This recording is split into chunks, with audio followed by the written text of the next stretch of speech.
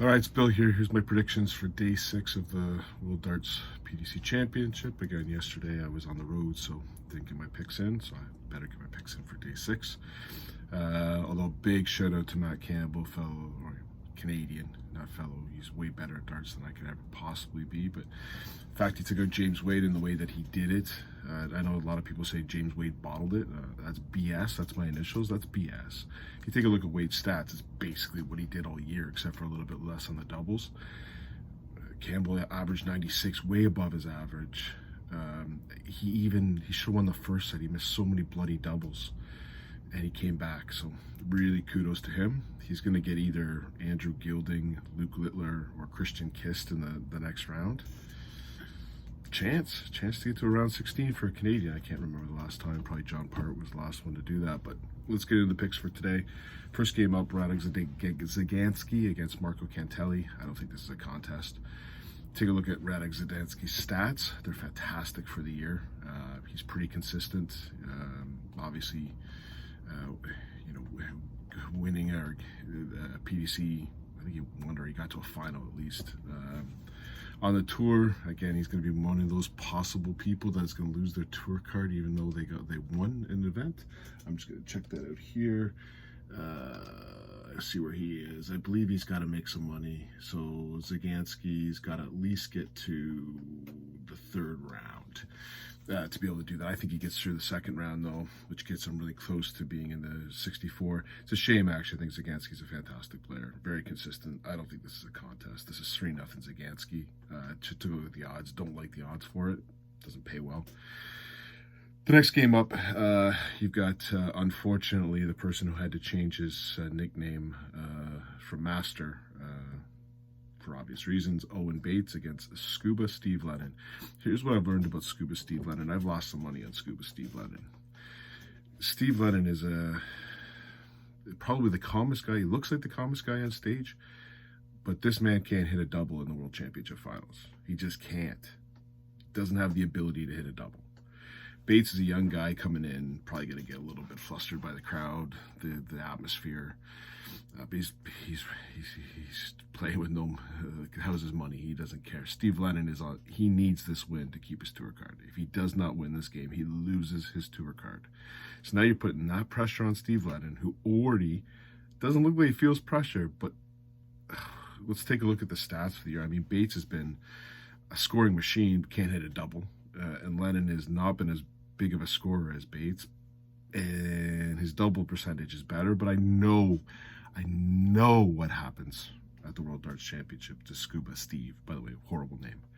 Now, I think Steve Lennon will get his tour card back immediately. I think he's just too good of a player. But I don't like the way that he reacts under pressure in doubles. Look at there was a European Championship a little bit while ago where he had Michael Van Gerwen playing horrible darts and never took advantage of it. Like, never did. If Bates gets the first set, this is over. If Lennon gets the first set, I still don't think Lennon wins. So I'm going to take the odds too. You're getting 1 plus 150 for Bates. I'll take it. I'll take it Bates to win this one 3-2, and I will predict Steve Lennon will have match darts, and they won't even be close. Next game up, William O'Connor against Adab Patel. I think he actually came in because of something with Nitin Kumar betting on himself in a Modus League or something like that. But anyways, he was taken away from the tournament. Again, if you take a look at Bav Patel's stats, I don't have a lot on him. I've got more on O'Connor. O'Connor's a pretty consistent player. I mean, it's been an off year for him.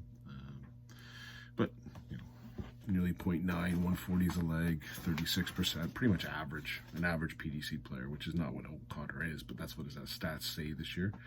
But I'll take O'Connor to win this one 3-0. Next game up, Ross Smith and Neil Zonneveld. Should be a 180 fast. Ross Smith has been amazing when it comes to he's over 0.35. So 1 every 3 legs, he's hitting a 180.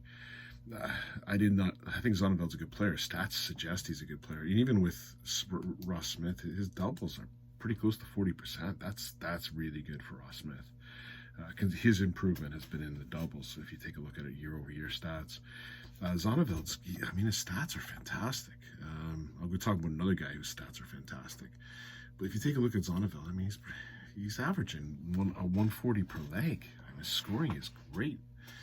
Just under 0.3 on the 180s. But man, did he look bad in the first round here. He looked bad. So I think Ross Smith takes him out 3-0.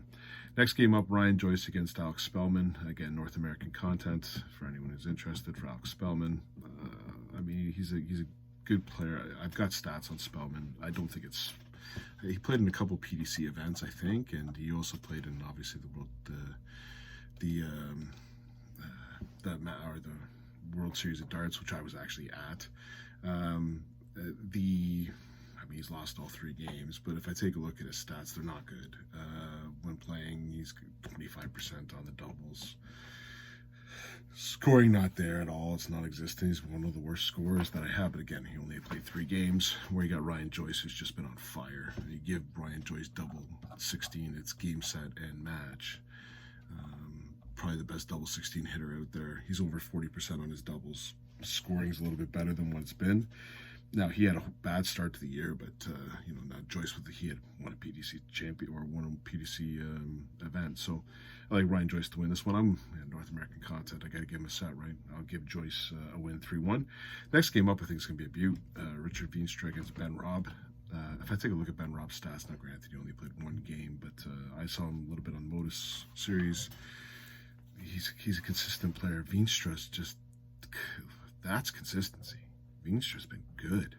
He's had a great first year.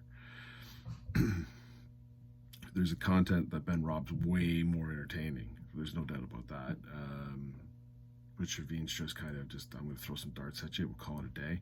I've seen Richard Veenstra play in the championship when it's in the BDO, and I wasn't impressed. He was ranked to do well and didn't do well on the big stage. But I saw Veenstra play in the PDC championship, and he played really well. So I mean, that's in front of that's on stage. Toss a coin. I'm not going to take any dollar value here, but I'll take Veenstra to win this one 3-2 in what should be a really, really good game. Wouldn't be surprised if Rob wins it, but I'll take Veenstra just with the consistency. Next game up, Luke Littler, Christian Kist, the young 16-year-old Luke Littler against Christian Kist. Christian Kist at the middle of this year was dynamite. If I take a look at his stats, over 40% on the doubles. Scoring, outrageous scoring, 140 a leg. I mean, he's pretty much top, consistent. He's in the top 20 for scoring and for doubles. However, the recency bias is I know he's got an injury. And his last couple tournaments, he was terrible. So, I mean, I think he averaged 68 in 1 game. Now, granted, Matt Campbell averaged 40 in 1 game, but I heard that was because of travel. I was like, man, I could have beat Matt Campbell. That's crazy. 68, I'd have a chance at Christian Kist, but yeah, I don't know what to get 6-pack with Christian Kist. Is he showing up because he's getting the money? Maybe.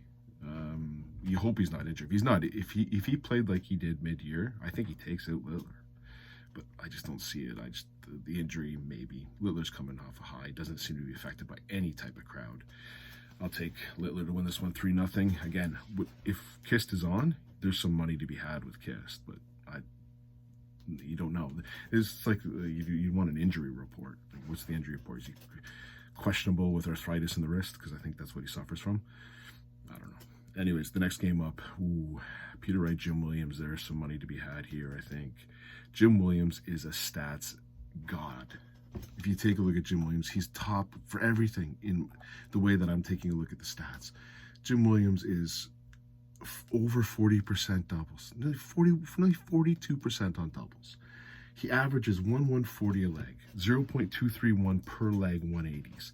If I compare him against Wright is, around 38% this year. That's different for Wright. Now, granted, I'll give you Wright was terrible for a section here, but you expect Wright to be at 40%. Now, Wright always was the 140 king. Him and Johnny Clayton, you could write it in the bag, the 140s. He's actually dipped just below 140 a leg, although I would say recently winning the European Championship was big. And I thought, so his Grand Slam of darts wasn't good, and he didn't get into the PDC World Championship. He didn't qualify, and he had opportunities. I mean, Peter Wright this year has lost to Chris Landman. Peter Wright has lost to some bad dart players this year. Jim Williams ain't a bad dart player. If Jim Williams applied himself, like actually, this guy skips PDC world or championships for like local tournaments because I think he's got his job or whatever. But you got Peter Wright on a big stage. Peter Wright has lost to some bad players on the World Championship stage. He's dominated Michael Van Gerwen on the World Champion. Michael Smith dominated. Gary Anderson dominated. What darts does he throw? This is like throw your coin up in the air. If you want to take a bet at Jim Williams, you got plus 150. I think that's still, I would look for a little bit more just because Peter Wright's a friggin' world champion. He's plus 150. I was hoping to see like plus 200 or plus 210. Peter Wright's one of my favorite players to watch, so I've got a little bias on this one.